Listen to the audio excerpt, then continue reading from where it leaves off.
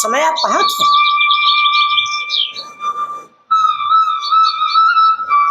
आप चाहते तो जुआ होता ही नहीं, आप चाहते तो पांडव हारते ही नहीं, ये युद्ध होता ही नहीं। भगवान कृष्ण काफी देर तक चिड़चिड़ाहट द्रौपदी की सुनते रहे। जब द्रौपदी को ज्यादा नाराज देखा तो भगवान ने हाथ जोड़े और कहा, सखी इसमें मेरा कोई दोष नहीं है। बोले तुम अंतर्यामी हो, तुम्हारा कोई दोष नहीं है? बोले हाँ मेरा कोई दोष नहीं। कहीं जुआ हारे ये तुम्हारे पतियों का दोष है, महाभारत भी ये तुम्हारे पतियों का दोष है। बोले जरा हमको भी समझाओ।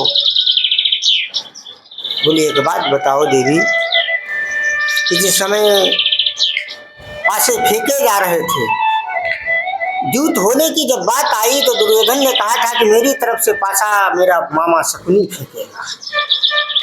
तो आपके पति को का सांप सूख गया था? आपके पति भी बात कर सकते थे कि मेरी तरफ से पासा मेरा कन्हैया फेंकेगा। आपके पतियों ने एक बार भी नहीं कहा कि मेरी तरफ से पासा कन्हैया फेंकेगा। ये देखता रहा। और अगर आपके पतियों ने एक बार भी कह दिया होता कि जैसे दुर्योधन ने कहा था कि मेरी तरफ से पासा मामा शकुनी फेंकेगा, आपके पतियों ने कह दिया होता कि मेरी तरफ से मेरे पासे कन्हैया फेंकेगा। अरे कन्हैया जिसके पासे फेंकता है उसे संसार में कौन जीत सकता है? लेकिन मुझे निगलेक्ट कर दिया। आपके पतियों ने स्वयं पासे फेंके, और जो स्वयं अपने पासे फेंकता है तो स्वयं जिम्मेदार है। मेरा दोष कहाँ है सखी? महाभारत हुई, पासे फेंके गए, इसमें मेरा दोष कहाँ है? एक बार भी आपके पतियों ने ये बात नहीं कही कि मेरे पास से मेरा कन्हैया फेंकेगा, और मैं पासे फेंकता, मैं जिसके पास से फेंकता मुझको जीत कौन सकता है? मेरी गलती है कि आपके पतियों की गलती है। द्रौपदी ने तुरंत प्रणाम किया। बोले हाँ मेरे कहने का अभिप्राय, दुख जीवन में आए तो डरिए मत, क्योंकि दुख परमात्मा की बेटी है, चुनौती परमात्मा की बेटी है। परमात्मा जिसे सच्चा इष्ट करता है उसके जीवन में दीवारें दुखों की खिड़कियां करता है। और अगर ऐसा नहीं होता तो कुंती ने भरी सभा में दुख नहीं मांगा होता। भक्तो दर्शनम ये स्यात् अब पुनर्भव दर्शनम। मुझे बार बार दुख मिलता रहे, जीवन पर विपत्ति आती रहे, दुख पर दुख आता रहे, कुंती ने ही मांगा। भगवान ने कहा बुआ मैं दुख नहीं दे सकता, क्योंकि परमात्मा के पास तो दुख है ही नहीं, वो तो आनंदमय धन स्वरूप है। उसके बाद दुख है, इसके बाद जो चीज अब मान लीजिए आप मेडिकल स्टोर पे जाइए और उस पर कह दीजिए अंडरवियर दे दीजिए, कहाँ से देगा वो? उसके पास सही नहीं, तो दवाई की तो ऐसे परमात्मा तो सुखालयम है, सुख का शाश्वत स्वरूप है, आनंद का स्वरूप है। उसके बाद दुख कहाँ है, कहाँ से देगा? भगवान ने मना कर दिया, दो दुख हुआ मैं नहीं दे सकता, दुख नहीं दे सकता। मैया कुंती ने बहुत सुंदर बात कही कि स्नेह पास मीमांस छिंदी, कि सब तू कुछ नहीं कर सकता है, दुख नहीं दे सकता, कोई बात नहीं, लेकिन जो स्नेह पास मीमांस छिंदी, मेरे तेरे बीच में जो रिश्ते की तोड़ जुड़ी है ना उसको तोड़ कर। भगवान ने कहा वो तो पहले से ही टूटी, मैं क्या तोड़ूं उसको? स्नेह पास मीमांस छिंदी हुआ, वो तो पहले ही से टूटी हुई है। हाँ, उत्तरोत्तर भक्ति में वृद्धि हो, ये मेरा आशीर्वाद प्रदान।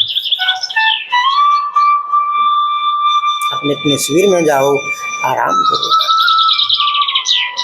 अपने अपने शिविर में सब चले गए। भगवान ने जब आधी रात की समय देखा कि दुर्योधन वो क्या नाम युधिष्ठिर के कक्ष में दीपक जल रहा, भगवान उठकर पहुंचे। बोले दादा क्या हुआ, आप इतनी रात्रि में जग रहे हैं? तो देखा युधिष्ठिर पालती मार कर बैठे हुए थे, नेत्रों से आंसुओं की धार बह रही थी। पूछा दादा क्या हुआ? बोले गोविंद मैं बहुत बड़ा पापी। बोले तुमने ऐसा क्या किया है? बोले आपको नहीं मालूम, मेरे अंदर ये लोकेशना थी कि मुझे पृथ्वी का ये टुकड़ा मिले, हस्तिनापुर का राज मुझे प्राप्त। मेरी इस लोकेशना ने कितना बड़ा अन्याय कर दिया है आपको मालूम? लाखों स्त्रियां विधवा हो गई, हजारों बच्चे अनाथ हो गए। ये कुरुक्षेत्र की हरभरा भूमि वीरों के लहू से लाल हो गई। केवल मेरे अंदर ये इच्छा थी कि मैं सम्राट बनूं भारत का, इसके लिए युद्ध लड़ा मैंने। मेरी लोकेशन बहुत बड़ा अन्याय किया, मैं बहुत बड़ा पापी केशव। भगवान ने सोचा था कि युद्ध में अर्जुन बिखर गया था, युद्ध के बाद अब ये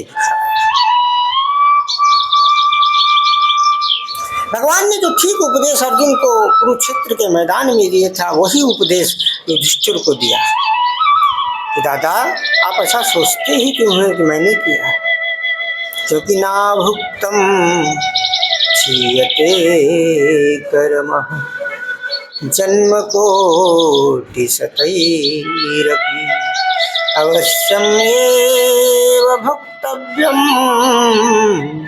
कृतं कर्म शुभाशुभ। जो जिसने जैसा किया वो उसको मिला। तुमने जैसे कर्म किए, राजा के कर्म किए, आज राजा बने हो, वो उन्होंने जैसा कर्म किया उनको फल मिला है। सोचते ही नहीं मैंने किया। महाराज पूरी रात पूरी गीता समझाई, लेकिन उनको कुछ क्यों? क्योंकि जहाँ वात्सल्य का भाव होता है वहाँ कुछ समझ में नहीं आता। जब तक शिष्य नहीं बनोगे, गुरुता का भाव नहीं होगा, तब तक जीवन में कोई परिवर्तन नहीं होगा। हजार गुरु कर लो, हजार मंदिरों में जाओ, हजार आस्थाएं चेंज कर लो, दीवारों से टकरा कर जाओ, जब तक गुरुता का भाव नहीं सीखा।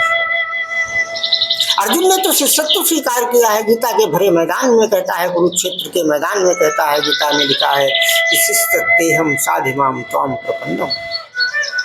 शिष्यत्व स्वीकार किया है, लेकिन युधिष्ठिर तो सोचते हैं कि अभी छोटा है, बालक। वात्सल्य है, जहाँ वात्सल्य होता है वहाँ कुछ समझ।